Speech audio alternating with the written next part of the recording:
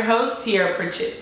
In today's moment, I wanted to address a question that gets asked to me so often. First, how do you go about picking a good therapist? People will inbox me about it or text and call me, and they don't live in my area, or else I tell them to come to me. But if they don't live in my area, and they'll say, Tiara, how do I go about picking a good therapist? Like, is there a Google search for it? Is it word of mouth? Is it a church bulletin? And the answer is, it's all of those things. So it's not just one particular way to find a good therapist. And sometimes it takes trial and error, because just because one person says that a therapist is good does not mean a therapist will be good to you. It's subjective. What they did for one person may not work for you, because that person may be in a different space in their life. They may have gone through a different set of traumas in their life, and they may be in a different place in their healing process than you. So if someone is further along in their healing process than you are, they may think that their therapist is better, because it's almost to the extent of a child who is learning to ride a bike without training wheels. So you've put them on a bike that doesn't have training wheels, and although they wobble, you hold on. Whenever you hold on, they feel confident enough to be able to go. And then you take a child who's never rode without training wheels, and you immediately take their training wheels off, and you try to take the hands off. That child is not going to feel comfortable, because they're not used to being guided from afar.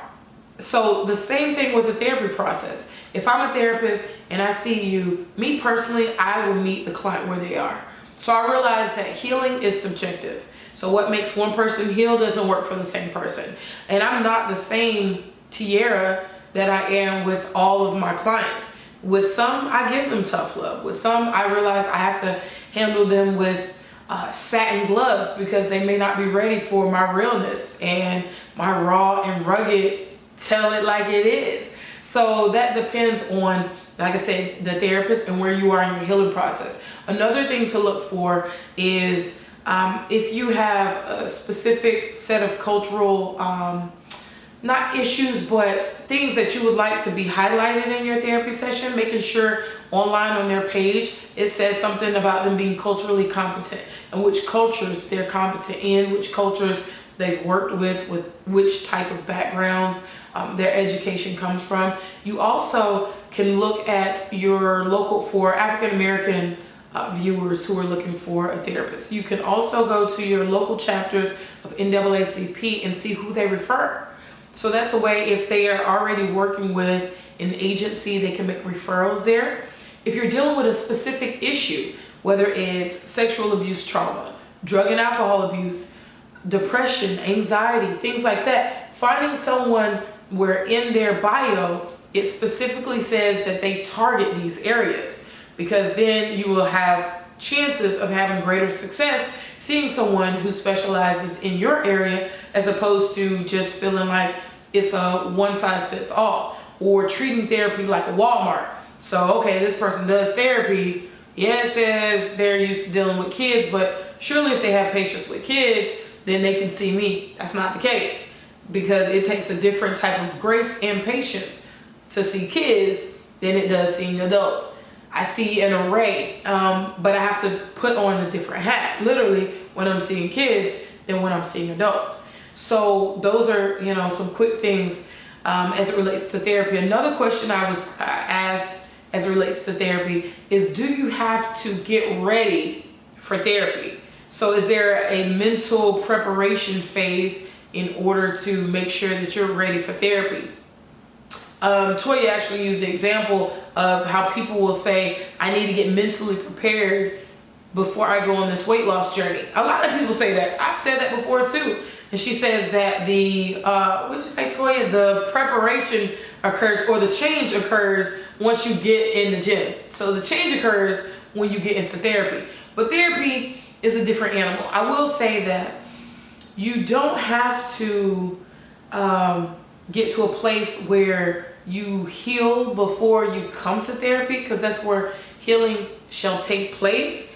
But you do have to ask yourself, are you ready for the stones that will be overturned once you get the therapy? Are you ready for the things in your life that you may have stuffed in a box and put in a closet? Are you ready to take that box out and start going through the things that you haven't dealt with or looked at in years? Are you ready to be honest with yourself and say that you're living every day of your life keeping a lie up to yourself, or keeping a facade or keeping a mask on up to yourself? Because we can ask you those questions, but we can't ask those questions and have you truthfully answer it. I mean, we have an expectation of honesty, but true honesty comes within yourself. So you will learn that there will be days when you go to therapy where you love your therapist and you think that this is the greatest thing you've ever made the decision to do. And then you have days where you absolutely hate your therapist and you ask yourself, why am I doing this to myself? Because this is hard. I don't want to deal with this stuff. I don't want to, rehash this pain. I don't want to get angry at family members that I thought I was over situations and circumstances dealing with them was from. But that's what therapy is about, because true healing can't take place until after you take off that bandage. So you have a bandage and you don't clean it properly. You just put a Band-Aid over it so you don't have to look at it, or so that the scab that's starting to happen doesn't get snagged on your clothes, or it doesn't look bad. It's not an eyesore, so everyone can't see it. I'm going to cover it up. And so meanwhile, while you're covering it up and you're not dealing with it and you're not cleaning it and you're not caring for it, it becomes a nasty mess that's under this bandage, that's under this way of hiding it. And what can a sore do? It can fester and it can get infected. And one small sore, right, that starts out tiny, if left uncared for, can disrupt your entire body. And that's what happens in therapy. You come in and you may feel like, this is a little sore, I'll tell you about it just because it's going to help this process, but this isn't a big deal. So once we pull back that bandage, right, and we start looking at that first layer and we say, okay, this is starting to fester, or this is infected, and we don't take care of it, you could lose your arm. You may like, tears. What are you talking about? It's therapy. Like, how are you related to an arm? An appendage that is so important to your day-to-day functioning, right? Every aspect of who you are, unless you have recently had to become an amputee or you were born that way, you're not used to operating without both limbs. So in the sense of therapy and how it compares, if someone gets a sore and it festers and it becomes infected and they have to lose a limb from it, it disrupts their entire body.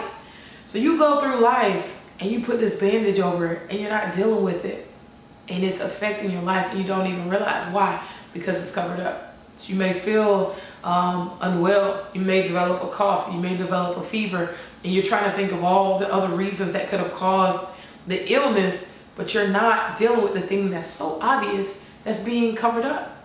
That's where therapy comes from. You're dealing with this stuff by covering it up and feeling like, oh, I'll get over it eventually. But the thing is that you don't know when eventually can deal with you. So you don't deal with it, it will have its way of dealing with you. And I didn't want to end it all dark like that, but guys, really take care of your sores. Take care of your sores, take care of these things. Don't just keep placing a bandage over it and expecting it to heal.